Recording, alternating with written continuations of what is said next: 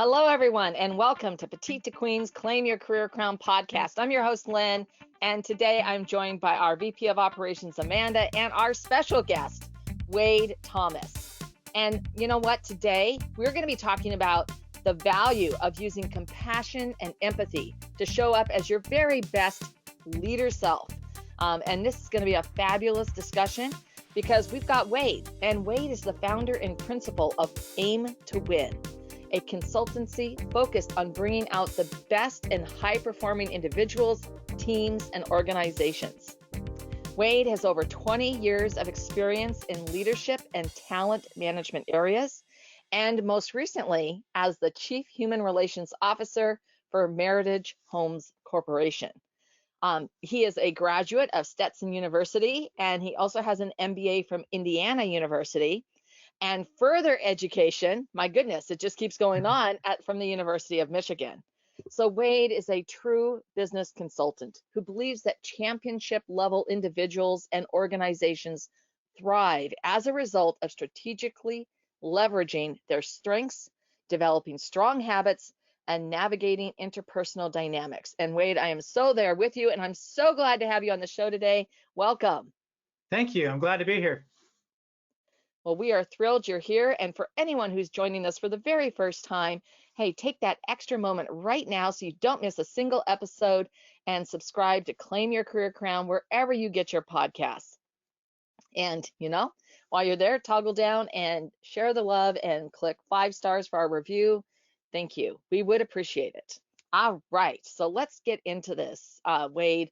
And I would love to hear how you developed your heart-centered approach to leadership. And really how you began Aim to Win.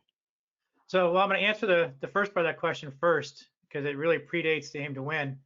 It was very early in my HR career, a long time ago. We don't need to get into how long ago, but I had been with a company for about 6 months, fresh out of grad school, just learned human resources, and they gave me the opportunity to be the chief human resources manager on site at a large manufacturing plant, about 500 employees.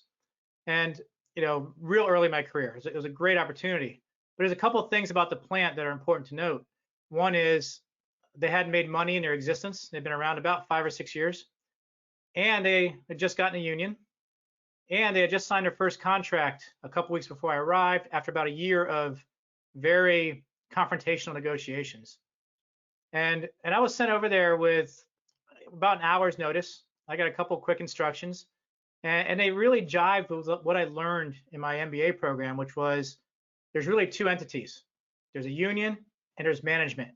And your job is to make sure that the union doesn't win. I'm like, well, I came in, like, okay, that's exactly what they teach you in school. So I came into the manufacturing plant and I started, and, like many, I hope, I walked around the plant floor, got to know what's going on out there. And in the process, I learned that, it's not just union and management. It's Bonnie, it's Priscilla, it's George, it's Fred, it's Al. It's all these different people. And so, I went to the plant manager and said, hey, you know what? I know the company's telling us this, but gosh, I just learned that everybody's a little bit different out there. And, fortunately for me, the plant managers knew as well. He'd been a plant manager for a long time, but knew there in that location, and he was pretty open to the idea. He says, that's probably true. And so we started along the process of really changing the way we looked at each other. And so from a management, the leaders of the company started looking at people very individually. What is going on there? The same token, those 500 employees, which seemed big to me, but small potatoes for United Auto Workers in the state of Indiana at the time, they weren't getting a whole lot of guidance. And so I had the opportunity to really work with union leadership, because they couldn't get help from the unions. So they came to me to learn how to lead their membership. And so I was able to spread the same message on that side of the table. So what happened, we turned a profit a year later.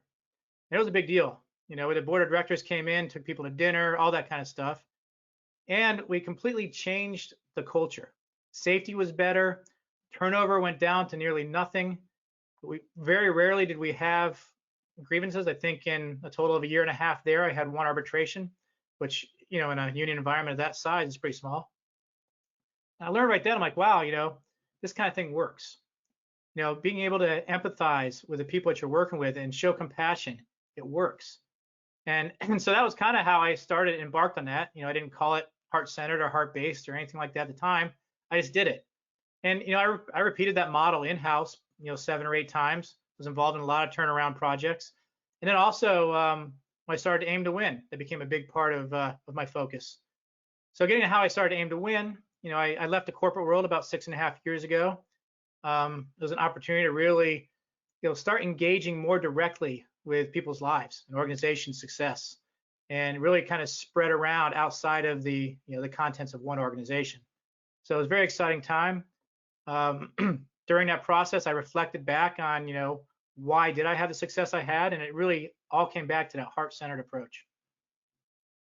Yeah, that's really wonderful. I really love that you focus on the people, and I think that's really important. How has working in human resources defined your approach to coaching and leadership? The interesting thing, human resources, is a lot of different things. We think of human resources as a single entity, but it's really different in every company. And I remember in graduate school, it's kind of interesting. We're lining up to go into a large company. I won't mention their name, but very, very, very large. And and as we're kind of doing the handshake thing, I remember the person in front of me was asked, "So why do you want to be in HR?" And her answer was, "Because I like people." And they said, "Well, you can't like people in HR because you got to do crappy things to people." Wow. And that just seems so backwards to me. So my perspective on HR as I went through it was to never, really have that mindset. And sure, there's tough decisions that you have to make, and I address that pretty heavily in my book. Is you have to make the tough decisions, and oftentimes they're also actually very compassionate when you do. But it doesn't mean that you have to like come in with this mindset of we're going to be hard on the people. And Right. so, but human resources, it was more of kind of a canvas, if you will, to sort of spread, this idea of the heart-centered approach as opposed to something that defined it. Yeah, absolutely. I mean, it's clear that you're all about compassion and empathy in leadership. How do these two attributes really help leaders in daily situations? The So let's start with empathy. If you're trying to lead an employee, there's an old school approach that says you tell them what to do and they go and do it. It's kind of like if when you're driving a car, you turn your steering wheel left, it goes left. Well, you know what? People aren't cars. You know, people have to have some level of buy-in. They're not robots. They're not automatons. And if you really want to reach people, it starts with knowing how to reach them. And you can't know how to reach them unless you have empathy, unless you're taking the time to walk in their shoes, to really understand what's driving them, both in the workplace and outside the workplace, because people aren't really good at separating the two. And so it really starts the empathy piece of it. What compassion gets you is compassion gets you trust. If you one compassionate act that you take in an employee's life is going to mean so much to that employee. You might not think of it as such. It might just be one thing you do that day, but think about the impact it actually has because you're touching their lives. And that person is much more likely to follow you for that than they are because you hold a higher rank. Mm, Yeah. yeah, No, that's I mean, completely. yeah, and we're both nodding along here because that is so true. And the best piece of advice I ever got, which was from an incredible mentor, was to give a brief explanation of why you needed something so that you could have the team lean in to what the goal is. I mean, what you're trying to accomplish, that why. And that when they know that as well, sometimes and to be open if they have input, like, okay, well, that makes sense, but we could do it this way and it will save us X amount of hours, right? Yeah, Because they're actually doing the work or the boots on the ground, and that piece of advice was incredibly powerful. So you don't tell, instead you are you're still directing, but you are bringing in their voice and making them part of the goal, part of the solution, part of the team, right? right. They're part of something bigger, and then genuinely asking and listening uh, for their input because they can see things from a very different angle. Um, and because of the experience they may have of doing the work, that they're aware of something that isn't being brought to light until you ask the question. And is there a better way that we could be doing this? What are your thoughts on how effective it's going to be to follow this process? Yeah, it's interesting because what you do when you do that, what you just said, when you tell them your why, you're giving them the opportunity to empathize with you. And they can understand your perspective, and that helps them better work with you. Most people want that. Most people aren't out to stymie your efforts, right? And so when you open that door, even if it means becoming vulnerable, it gives them the opportunity to empathize with you and at the same time do a better job for you. Yeah, yeah, absolutely. There's so many ways, to your point, to bring that in so that you can, um, show that. And I love this, this heart-based culture process. And I'd like to have you tell us a little bit more about what it is and how does it create a sustainable competitive advantage? The idea of the heart-based process or heart-based culture is bringing compassion and empathy into basically everything you do. And it's so a lot of times we think of initiatives, whatever they may be, as we go in and we do a training. So we're going to go do a compassion and empathy training today. And that's not how it works. The way it works is you incorporate compassion, empathy into those core jobs that you have as a leader. So things like accountability, performance management, influence, communication, time management, whatever it is you do as a leader, you base it in compassion, empathy. You base it on the heart. And so what that does is, it really incorporates it into your DNA as a leader, as opposed to this, thing that we have up on our wall or this, online training we did or whatever it might be. And as far as how you get there, it really starts at the top. Getting the top to really buy in and demonstrate these behaviors, and then telling stories. So there's really two big things with any culture change, and this is no different, is you have to have the actions, you have to have the behaviors, because people aren't going to believe it just because you have it in your mission statement hanging on a wall that nobody's ever really read, Yeah. unless they're bored and they're waiting outside an office. So, but the actions are what changes it. But actions aren't enough. It's telling the stories. And so when you're trying to drive this through your organization, think about the stories you're telling. A lot of companies are great at telling stories, these hero stories about somebody that worked 72 hours straight to get it done. Or, they sold $100,000 in revenue this month. We're great about those stories. But tell the stories about a leader that went out of his way or her way to be compassionate, or the leader that really knows his team. Tell those stories. And that's how you'll start seeing that heart-based culture spread. Is really, people are all about stories. Yeah. Yeah, they Yeah. bring you in and they help you make associations and they make the emotional connection. And it's much easier to grasp a concept when you use stories. Right. Yeah. Yeah, to me, everything you're saying completely rings true and makes sense. To me, it makes sense that you should lead with empathy and compassion. But why do you think it's so rarely emphasized in our conceptions of leadership? So, it's been so ingrained in our society to do it a different way. Especially I think, people that came out of, a certain generation, or, a generation that maybe is more than 10 years from now, right? We're all brought up that way. So if you look at the stories, you watch movies, things like that, the stories that you hear are the sergeant, the boot camp, the football coach, that's yelling and screaming, you know, Mm.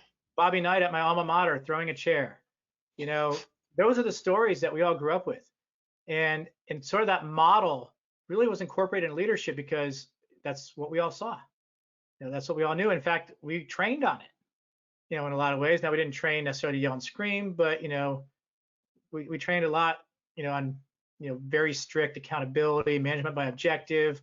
We're only going to look at results, you know, keep your home life at home, your work life at work, all those kind of things. And so, a lot of that has to be overcome.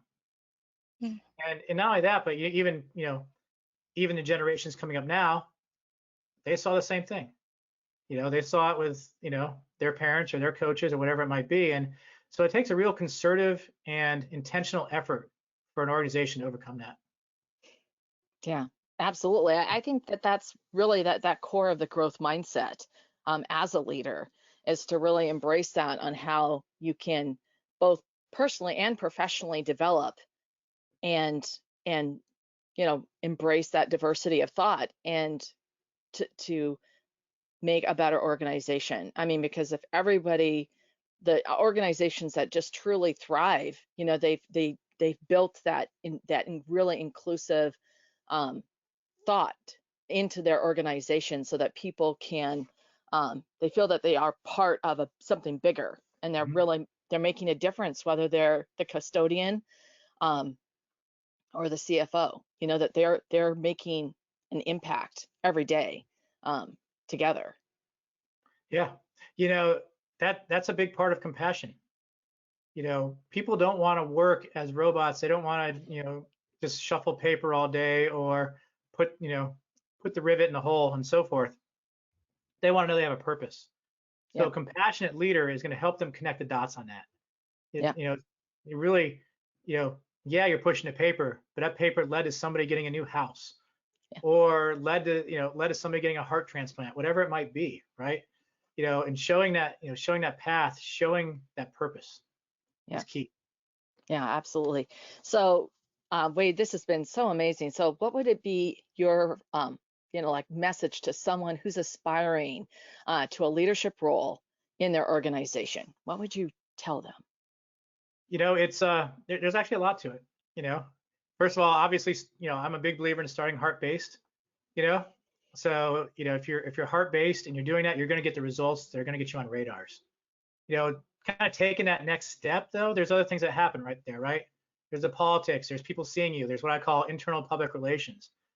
And so, you have to really make sure that your name's out there. You want to make sure that your influence, that you're talking and telling stories to the right people. But here's a big one.